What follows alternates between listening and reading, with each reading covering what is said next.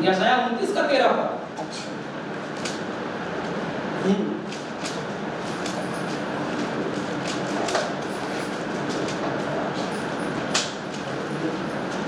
अच्छा क्या लिखा? प्रभु ने कहा ये लोग जो मुंह से मेरा आदर करते हैं समीप आते परंतु अपना मन मुझसे दूर रखते हैं और जो केवल मनुष्यों की आज्ञा सुनकर किसकी आज्ञा सुनते हैं? मनुष्यों की आज्ञा सुनते हैं, मेरा भय मानते हैं, मेरा डर मानते हैं। मनुष्यों की आज्ञा सुनकर डर मानते, वैसे डर नहीं मानते। अभी मेरी एक वीडियो आई है एलिया की राष्ट्रपिता, और एलिया की राष्ट्रपिता में एक आदमी ने मेरा विरोध किया है और उसमें लिखा है कि अब्राहम अन्य जाति था। अन्य जाति मैं हूं।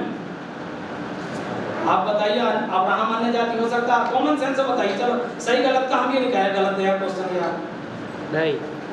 किसने कहा अब्राहम अन्य जाति हो सकता है? सुरेश भैया अब्राहम अन्य जाति हो सकता है क्या? नहीं हो सकता। कोई और अपना मुंह खोल सकता है क्या इसके लिए? हैं? अब्राहम अन्य जाति नहीं हो सकता ना। जिन लोगों ने मुंह नहीं खोला मैं उनके लिए बाइबल पढ़वा रहा हूं। मत्ती की पुस्तक 1 अध्याय, और इससे हम समाप्त करें, हमारा टाइम ओवर हो चुका है।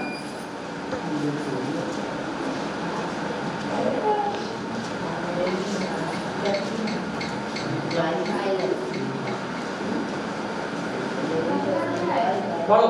अब्राहम की संतान ना ना ना हेडिंग है, काली काली हेडिंग है। बड़ा अच्छा लगता मुझे। यीशु की वंशावली,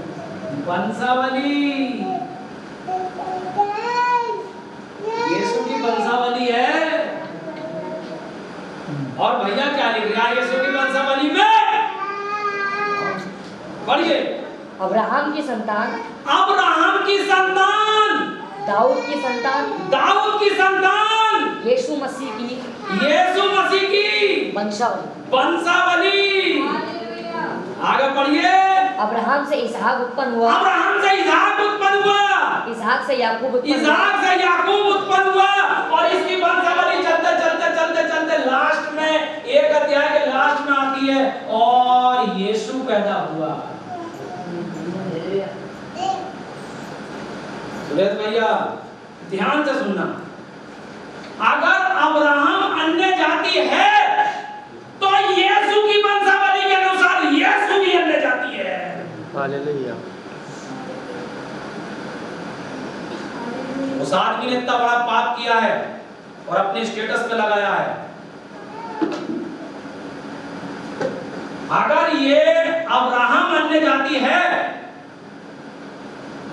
तो यीशु भी तो अन्य जाति हुआ। ये तो यीशु की वंशावली में अब्राहम है।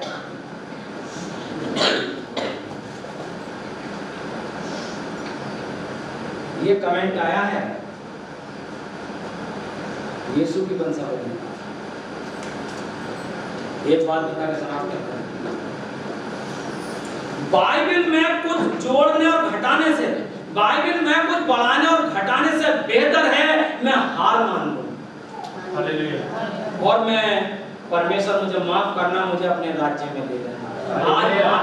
आज माफी नहीं मांग रहे हैं वो, मेरी बात को गलत ठहराने के लिए अब्राहम को अन्य जाति बता रहे हैं।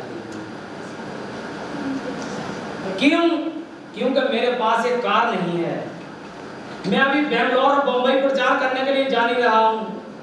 मेरे पास एक बहुत बड़ी कोठी नहीं है, मेरे पास बहुत बड़ी कोई एक सैलरी नहीं है, नहीं तो उनकी जबान भी नहीं खुलती। आज वो मुझे काशीपुर का साधारण सा आदमी समझते हैं।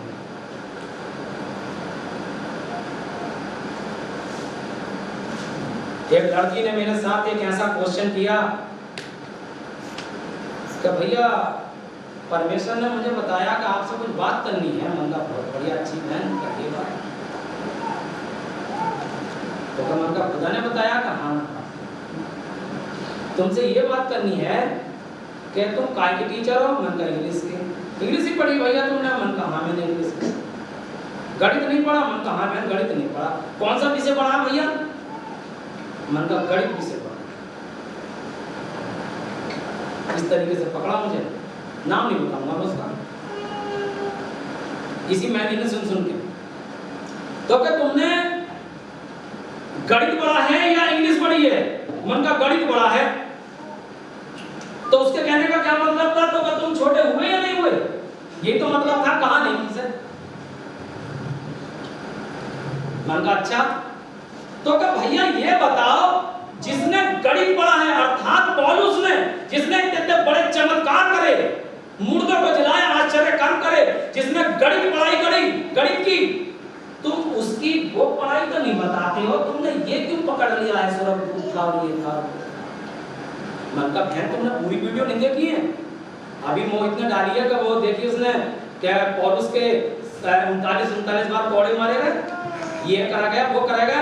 मन का बहन तुम्हारे कहने का तात्पर्य क्या ये तो नहीं है सुनील भैया तुम्हारे द्वारा मुर्दे तो जिंदा नहीं हुए, सुनील भैया तुम्हारे द्वारा अभी तक कोई कोड़ी तो चंगा नहीं हुआ, और तुम प्रचार इतने बड़े बड़े कर रहे हो। पौलुस एक गणित का ज्ञाता था और वो इतने बड़े काम करता था, तुम उसके सामने कुछ भी नहीं। मन का यही तो तुम्हारे कहने का कहा? हाँ भैया यही है।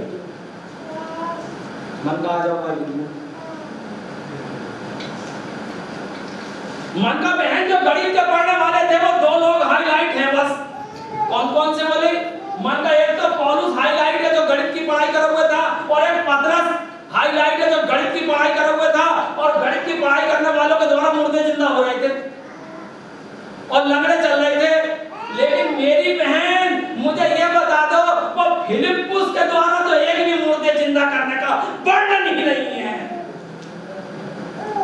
फिलिप्पुस केवल खोजा को बपतिस्मा दे रहा है और केवल प्रचार कर रहा है। तो मुझे बताइए गणित के पढ़ने वाले यही बड़े थे या फिलिप्पुस भी बड़ा था? वो तो केवल प्रचार कर रहा है। अब वो नीचे वो आने लगी। भैया 3 बजे बात करूंगी मैं। 3 बजे तुम घर चले जाओगे? मन कहा चले जाओ, अभी तक फोन नहीं आया, आगे बढ़ गए।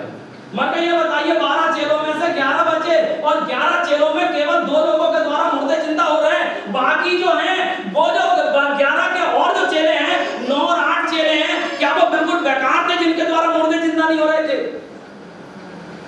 और प्रचारक धुरंधर थे वो। हो सकता है परमेश्वर ने उनको केवल प्रचार के लिए चुना है। मैं केवल इंग्लिश का पढ़ने वाला हूं, गणित मुझसे नहीं भूल लिया, क्योंकि मेरा फिलिप्पुस इंग्लिश ही पढ़ने वाला था केवल, वो गणित नहीं भूल लिया था कुछ भी। और बाकी चेले सब बेकार हो गए जिनके द्वारा मुर्दे जिंदा। और मन का बहन एक चेला तो ऐसा है कि और चेले उसकी हंसी बना रहे हैं। वो हर वक्त सीने पे ना या कान रख के सबसे तो बात करता था यीशु मसीह। एक चेला उसके ना दिल पे कान रख के और बस ऐसे ही पड़ा रहता था। वो सुनता ही उनको किसी की बस उसकी धड़कनों की आवाज सुनता था। चेले कह रहे हैं इसका क्या होगा? यीशु मसीह कह रहा है तुम्हें क्या मतलब? जब तक परमेश्वर का राज्य ना आ जाए उन पर मौत का कोई भी अधिकार नहीं। ऐसे करके कहता वो मौत को ना देखेंगे। पता वो कौन था?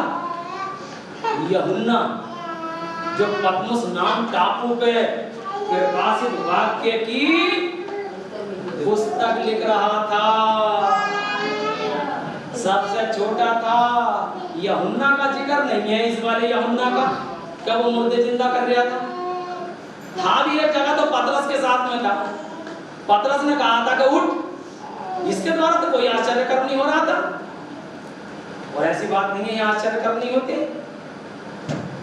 यहाँ आश्चर्य कर्म होती है। तो उसके कहने का मतलब था तुम इंग्लिश के प्रचारक हो, तुमने गणित नहीं पढ़ा है। मन का बहन मैंने गणित नहीं पढ़ा है, लेकिन फिलिप्पुस भी इंग्लिश का ही प्रचारक है। फिर मैं लास्ट में मैंने कहा मन का बहन क्या इसमें कभी तुमने दान वरदान पढ़े हैं? कि हाँ भैया पढ़े तुम्हारे दान वरदान। मन तो उन्होंने क्या लिख गया है? किसी को सुसमाचार प्रचार करने का दान, किसी को चंगाई का वरदान, किसी को अन्य भाषा का वरदान, किसी को मेहमान नवाजी का वरदान। मुझे एक वरदान मिला परमेश्वर की सच्चाई को प्रचार करने का। बताओ कौन सी बात तुम्हें मेरे ऊपर दोष लगाती? अभी तक तो फोन आया नहीं है। परमेश्वर आपको आशीष और बरकत दे।